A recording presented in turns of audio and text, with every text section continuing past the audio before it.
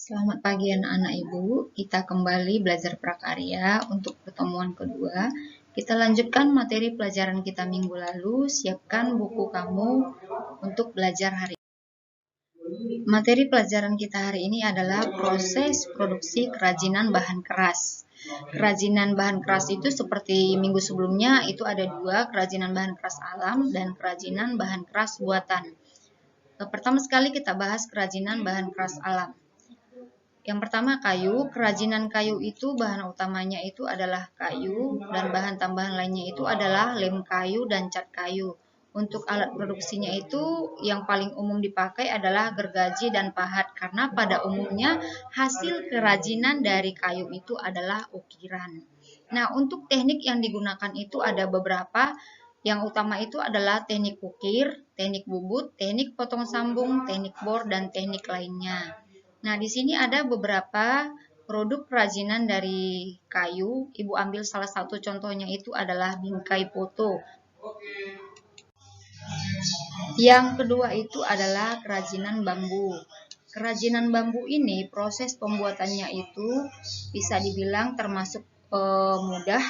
Yang pertama kita lakukan adalah memilih bambu yang tidak terlalu tua dan tidak terlalu muda. Kemudian kita potong 2-3 ruas, disimpan di tempat sejuk selama 5-6 hari. Kemudian kita pilih bambu yang memiliki ruas yang panjang. Untuk bahan utamanya sendiri itu adalah bambu, baik bambu batangan ataupun bambu yang sudah disayat, kemudian pewarna, lem kayu, dan paku. Untuk alat utamanya itu adalah pisau. Nah, di sini ada salah satu hasil kerajinan dari bambu. Masih banyak yang lain yang bisa kamu lihat dalam kehidupan kamu sehari-hari. Seperti kalau di rumah kamu itu biasanya adalah tampi ya. Selanjutnya itu adalah kerajinan rotan. Nah, bahan utama kerajinan rotan ini adalah rotan. Dibagi menjadi 3 bagian, yaitu rotan kupasan atau kulit luar, kemudian rotan isi, kemudian rotan batang yang langsung dipoles. Untuk alatnya itu sudah ada di sini. Kemudian secara garis besar terdapat 2 proses pengolahan bahan baku rotan, yaitu pemasakan dengan minyak tanah untuk rotan berukuran sedang atau besar, kemudian pengasapan belerang untuk rotan yang berukuran kecil. Nah, untuk proses penganyaman rotan itu sendiri dilakukan dengan beberapa cara. Yang pertama pembuatan kerangka, yang kedua penganyaman, yang ketiga pengecatan, yang keempat itu proses finishing. Nah, untuk produk kerajinan dari rotan itu jumlahnya sangat banyak, yang pada umumnya rotan itu dibuat menjadi keranjang.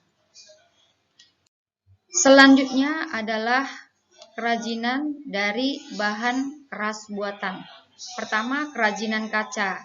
Nah, kerajinan kaca ini banyak dibuat menjadi produk kerajinan untuk lukis kaca atau glass painting.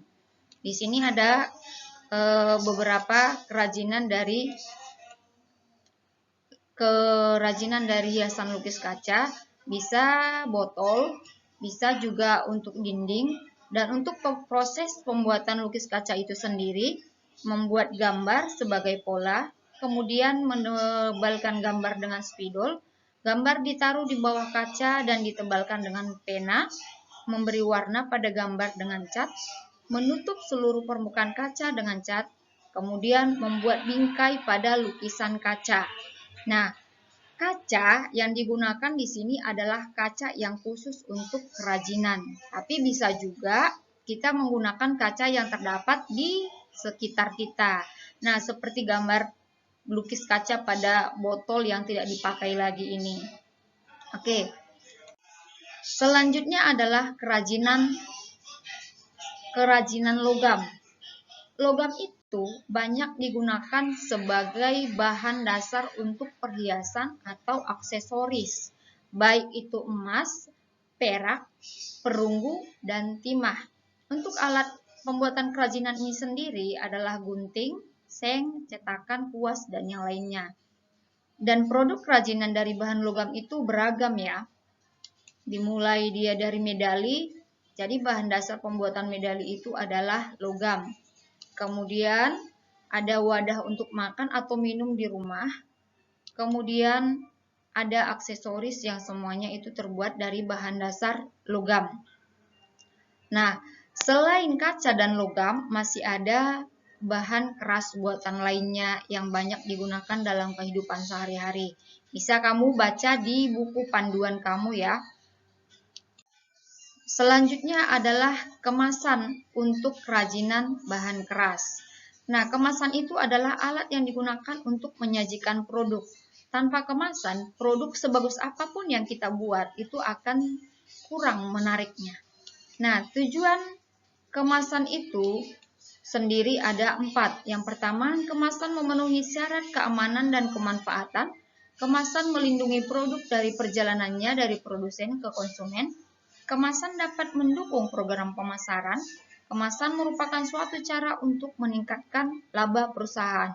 Jadi tidak heran ya anak-anak, apabila ada kerajinan yang bagus tapi tidak didukung dengan kemasan yang bagus, bisa jadi harganya itu jauh lebih murah daripada kerajinan yang dikemas dengan kemasan yang menarik. Nah, kemasan itu memiliki 4 fungsi utama. Yang pertama itu adalah menjual produk, melindungi produk, memudahkan penggunaan produk, dan memperindah tampilan produk. Nah, demikian pelajaran kita untuk hari ini. Untuk bahan keras alam dan bahan keras buatan, cara pembuatannya, proses produksinya itu bisa kamu catat semuanya di buku catatan kamu. Untuk tugasnya, Ibu memberikan 5 tugas. Ini seperti biasa sesuai dengan petunjuk kelas kamu. Silakan kamu kerjakan di kertas double folio dan dikumpulkan pada waktu yang telah ditentukan oleh wali kelas kamu. Demikian pelajaran kita hari ini. Dikerjakan tugasnya, tetap semangat belajar, dan tetap jaga kesehatan. Terima kasih.